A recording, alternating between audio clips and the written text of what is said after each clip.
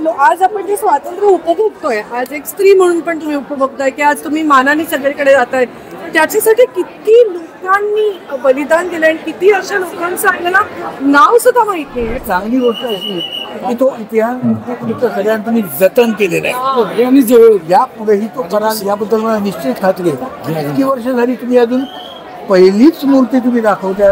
आता बरोबर आहे. काय सांगणार आज देवाच्या दर्शनासाठी आलाय, आपण आरती देखील झाली,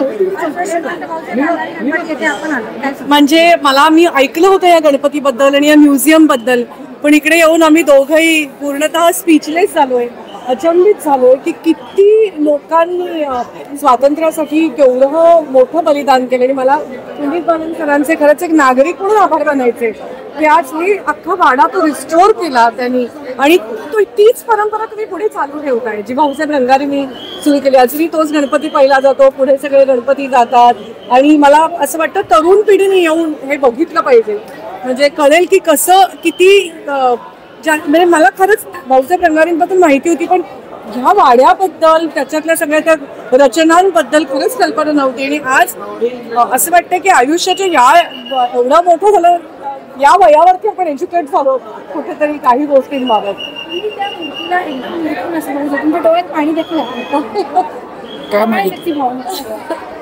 मला असं वाटतं की म्हणजे किती आज आपण जे स्वातंत्र्य उपभोगतोय, आज एक स्त्री म्हणून पण तुम्ही उपभोगताय की आज तुम्ही मानाने सगळीकडे जाताय, त्याच्यासाठी किती लोकांनी बलिदान दिलं आणि किती अशा लोकांचं आपल्याला नाव सुद्धा माहित नाही.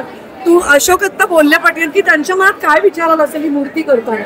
34 वर्षांची मूर्ती आहे, किती जणांचे हात त्या मूर्तीला लागले असतील आणि काय विचारांनी भाऊसाहेब रंगारींनी ती मूर्ती केली असेल याबद्दल एक आम्हाला दोघांनी एकदम असं खूप मला भावना विवश झाल्यासारखं वाटलं. आज काय प्रार्थना केली बाप्पाच्या काय मागितलं देतोय आम्हाला आमच्यासाठी आहेच, पण आता आम्हाला असं वाटतं आमची समाजाला देण्याची वेळ आली आहे. मला खूप मिळालं त्याच्यामध्ये. मला जेन्युइनली असं वाटतं की आपल्या तरुण पिढीला अजून परत आपला इतिहास जरा जवळून कळायला पाहिजे, कारण तुम्ही हे स्वातंत्र्याचं बिनधास्त उपभोगता ते जबाबदारीची बाबता, पण त्याच्यासाठी खूप लोकांनी खूप मोठं बलिदान केलं. मामा कसं वाटतंय पुढे मी आतापर्यंत नाव ऐकलं होतं भाऊसाहेब रंगारी, पहिला गणपती त्यांचा होता असं मी ऐकलं होतं, पण इकडे आल्यानंतर त्याच्यामध्ये एवढा मोठा इतिहास असेल असं वाटलं होतं. आणि सगळ्यात चांगली गोष्ट अशी की तो इतिहास सगळ्यांनी तुम्ही जतन केलेला आहे आणि यापुढेही तो कराल याबद्दल मला निश्चित खात्री आहे. इतकी वर्ष झाली तुम्ही अजून पहिलीच मूर्ती तुम्ही दाखवता अशी अजूनही खरोखर तुम्हा लोकांचं कौतुक करण्यासारखी गोष्ट आहे. तुमची भक्ती देवाला याबद्दल मला खात्री आहे. एक युनिक आजचा दिवस एक वेगळा दिवस असं मला वाटतं.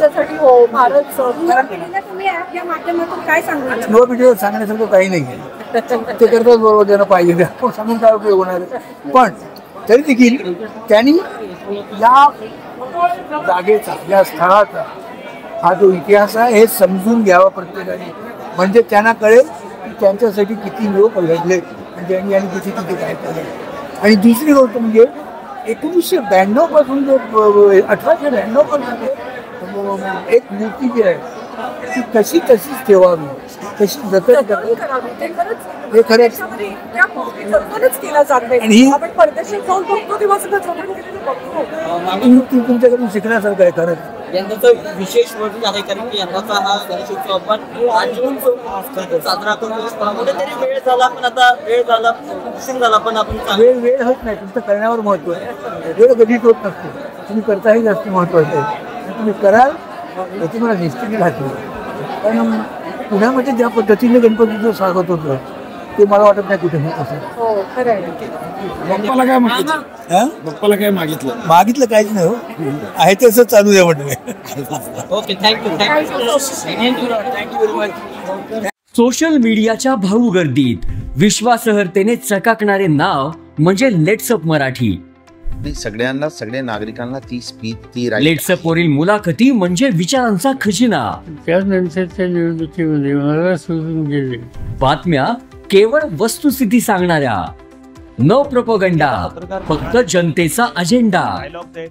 क्योंकि आने वाला कल जाने वाला है, जाने वाला कल आने वाला है. राजकारण, मनोरंजन असो की क्रीडा क्षेत्र, महाराष्ट्राची स्पंदने संवेदनशीलतेने टिपणारे माध्यम म्हणजे लेट्सअप मराठी. जगासोबत एक पाऊल पुढे राहण्यासाठी लेट्सअपचे ऍप, सोशल मीडिया आणि वेबसाईट सोबत कनेक्टेड रहा.